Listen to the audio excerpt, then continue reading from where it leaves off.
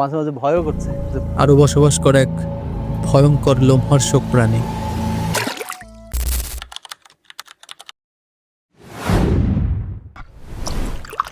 নৌকা বাইছেন আমার বাবা।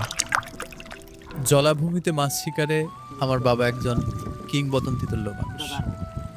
তার গোটা জীবনটার সাথে এই অভিজ্ঞতা মিশে আছে।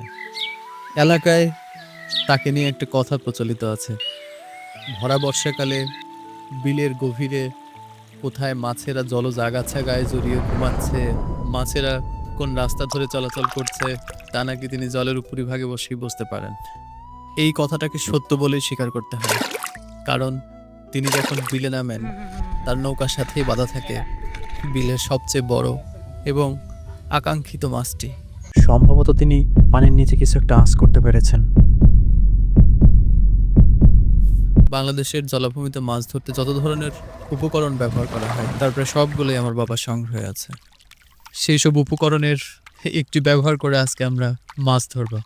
এখন হেমন্তের মাঝামাঝি, বর্ষাকালের শেষ স্মৃতি হিসাবে বিলতলানিতে ওই দূরে খানিকটা জায়গায় পানি জমে আছে।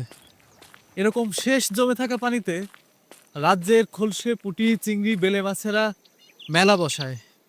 তাই এই কনকনে শীতের ভোরে আমি আর বাবা ভোরের নরম রোদ গায়ে মাখতে মাখতে বেরিয়ে পড়েছি। আমাদের আজকে বিলতলানির দিকে যাওয়ার উদ্দেশ্য সেই সব দেশি প্রজাতির ছোট মাছ শিকার।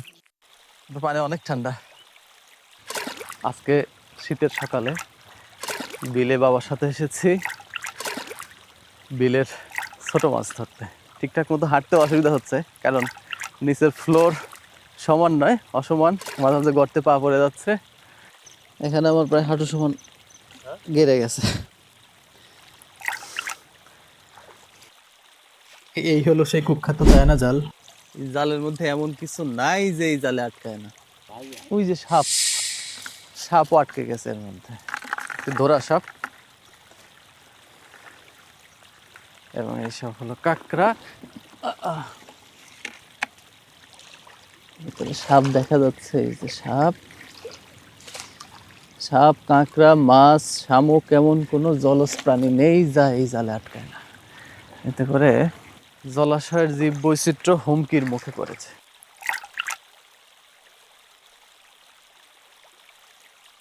হিউজ পরিমাণ কাঁকড়া এর মধ্যে, কিছু বাইম, তারপর টাকি টুকি ব্যাং, সব কিছু আটকে যায় এই জালে।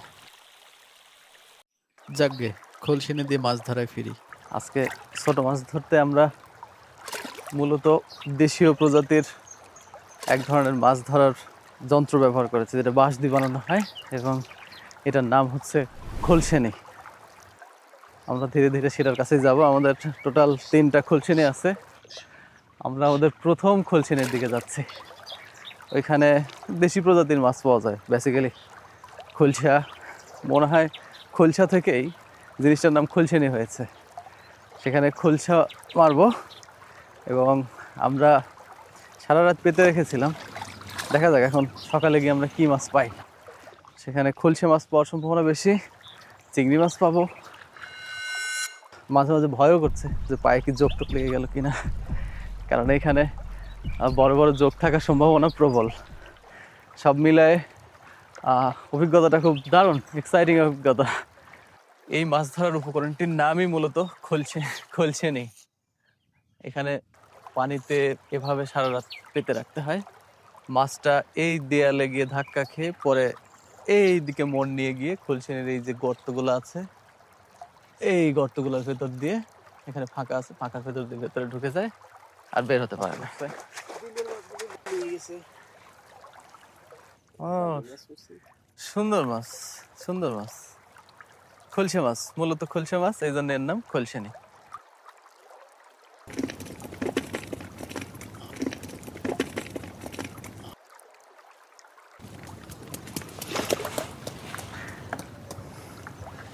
বাইলে মাছ, খলসা মাছ, ইচে মাছ, বাইলে মাছ, খোলসা মাছ, ইচে মাছ। এর ভেতরে সব মাছগুলো জমা করার পরে এই পরিমাণ মাছ হলো।